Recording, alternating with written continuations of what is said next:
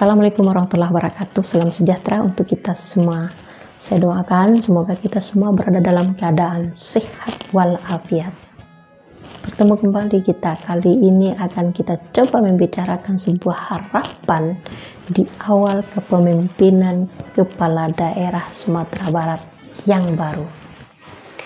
Sebelum saya lanjutkan, saya ingatkan jangan lupa like, subscribe, aktifkan notifikasi loncengnya, kemudian komen, serta share kemana-mana.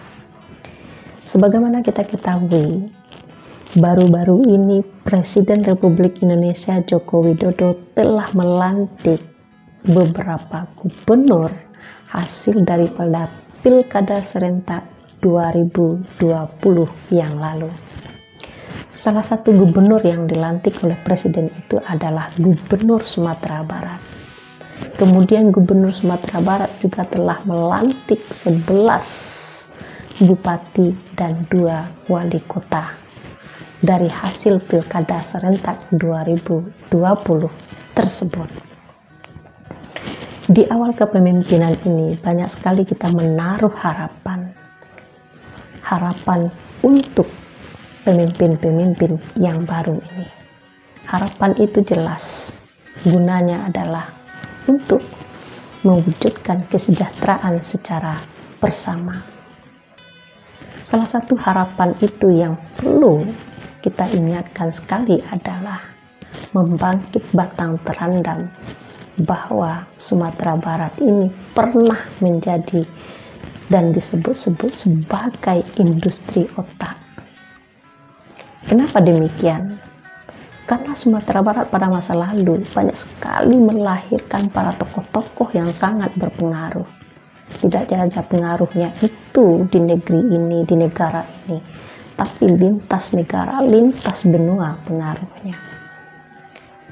Kita pernah mengenal namanya seperti Yamin, Tan Malaka, Hatta, Syahrir, Agus Salim, dan seterusnya.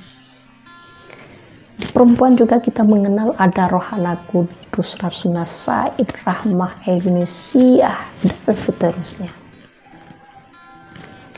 Kemudian di samping sebagai industri otak, Sumatera Barat juga pernah disebut-sebut sebagai industri daripada ulama karena banyaknya ulama-ulama lahir di Sumatera Barat ini.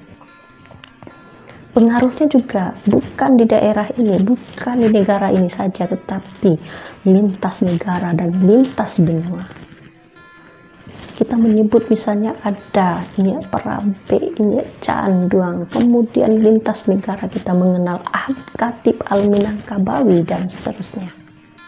Begitu pula Sumatera Barat ini layak juga disebut sebagai industri para penyair dan sastrawan.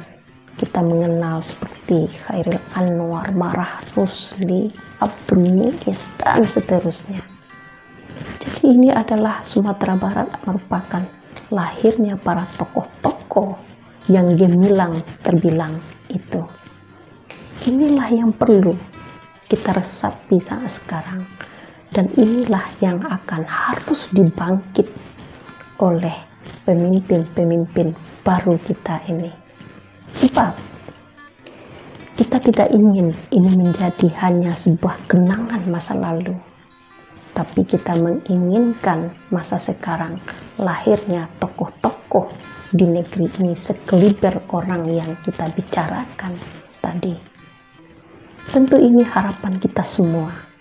Bagaimana di negeri yang pernah melahirkan tokoh-tokoh hebat itu, kini kita wujudkan kembali lahir tokoh-tokoh hebat melebihi ketokohan para tokoh-tokoh yang kita bicarakan tadi itu. Tentu ini sangat memungkinkan dalam konteks sekarang. Kalau kita ambil indikatornya, misalnya Sumatera Barat itu memiliki banyak sekali perguruan tinggi ternama. Tidak hanya negeri, juga swasta. Kenapa tidak ini kita jadikan basis untuk melahirkan anak bangsa yang bersekeliber dengan tokoh-tokoh yang kita sebutkan tadi itu. Begitu pula kita memiliki sekolah yang begitu banyak, bahkan pondok pesantren tumbuh seperti cendawan di musim hujan. Inilah harapan kita di negeri yang pernah melahirkan orang-orang hebat ini, lahir lagi hendaknya pada sekarang ini generasi-generasi melebihi kehebatan daripada masa lalu itu. Tentu ini perlu kebijakan-kebijakan yang dilakukan oleh pemimpin-pemimpin kita masa sekarang. Kita tidak ingin Sumatera Barat ini hanya mengenang daripada tokoh-tokoh hebat itu saja, tapi harus lahir dalam konteks sekarang ini tokoh-tokoh hebat tersebut melebihi kehebatan daripada tokoh-tokoh masa lalu itu. Bahkan pada masa lalu itu tokoh-tokoh hanya banyak lahir daripada pendidikan surau, tapi mengapa mereka bisa mempengaruhi begitu banyak sekali pekerjaan-pekerjaan dan ide-ide berlian serta gerakan-gerakan yang berfaedah dan berguna untuk kemajuan, sehingga dia dikenal dalam catatan sejarah dunia dan negara ini. Itulah Sumatera Barat masa lalu, Sumatera Barat yang melahirkan banyak sekali tokoh-tokoh. Kita merindui tokoh-tokoh itu lahir sekarang, tokoh-tokoh yang sekeliber harta, sekeliber hamka, sekeliber tokoh-tokoh yang hebat yang kita catat dalam sejarah itu. Kita tidak rela tokoh-tokoh itu tinggal hanya menjadi kenangan dalam catatan tinta sejarah, tapi kita menginginkan tokoh-tokoh itu hadir melebihi ketokohan yang pernah dilakukan dan yang pernah ada di negeri kita ini. Akankah ini terpikirkan oleh kepemimpinan atau oleh pemimpin yang baru terpilih ini?